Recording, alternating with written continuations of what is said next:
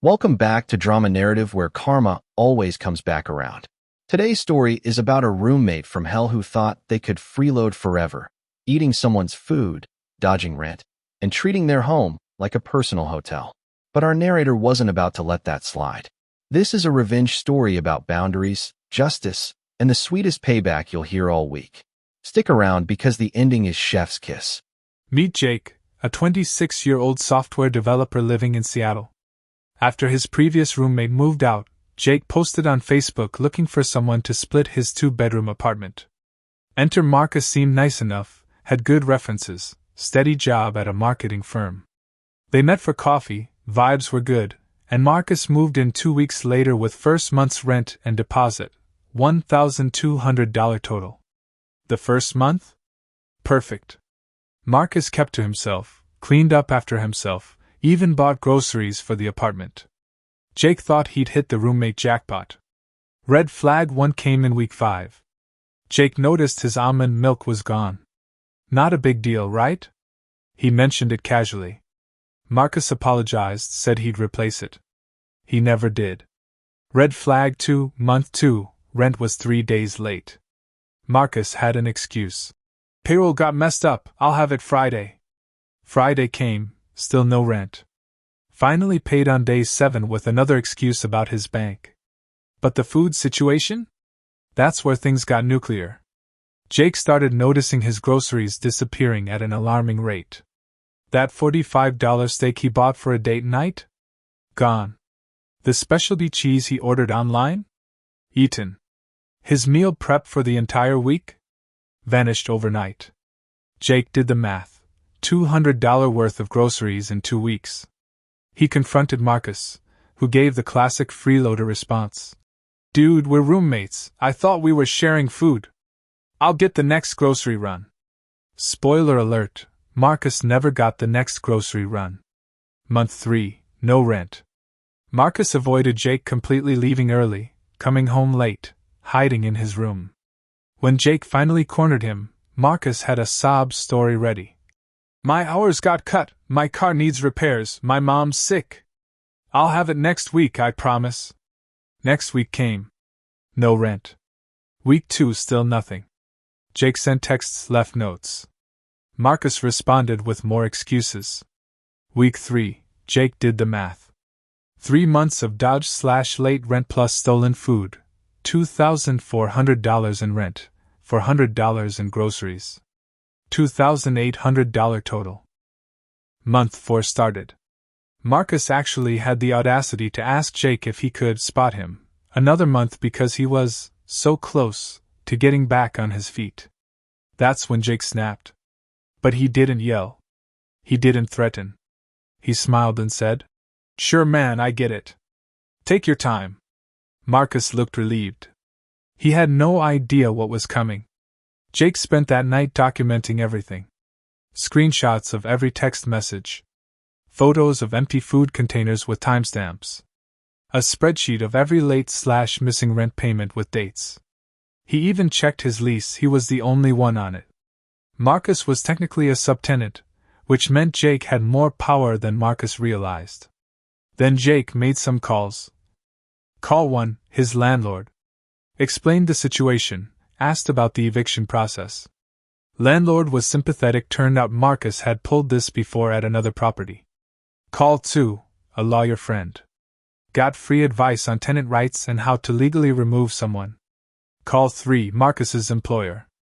Jake didn't report him yet. But he saved that number. The revenge plan was beautiful in its simplicity. Jake would make Marcus's life so uncomfortable that he'd leave on his own, while keeping everything 100% legal. Step 1, the food lockdown. Jake bought a mini fridge with a lock for his room. Every single item of food went in there. He even bought a lock for the pantry cabinet. Marcus came home to a kitchen with nothing but condiments. Step 2, the utility adjustment. Jake's name was on all utilities. He called every provider and set up payment plans that required Marcus's portion up front.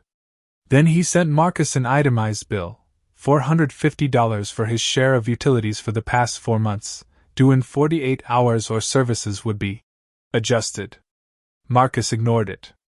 48 hours later, Jake had the Wi-Fi password changed.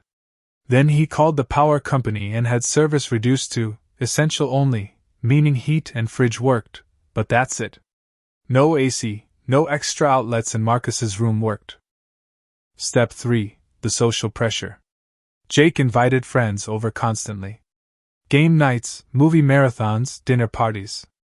Every single time, Jake would casually mention in front of everyone, "Oh yeah, Marcus is behind on rent. 4 months now. But hey, we're working it out, right, Marcus?" Marcus stopped coming out of his room. Step 4. The legal notice. Jake served Marcus with a formal 30-day eviction notice, delivered by a process server. Cost Jake $75, but worth every penny for the look on Marcus's face. Marcus finally cracked. He showed up at Jake's door, angry and desperate. "Dude, this is too much. I said I'd pay you back." Jake calmly pulled out his documentation folder. "You owe me $2,800. You have 23 days left on your eviction notice. You can either pay me in full and leave peacefully, or I file this with the court, get a judgment, and ruin your credit for 7 years. Your choice." Marcus tried the guilt trip. "I thought we were friends."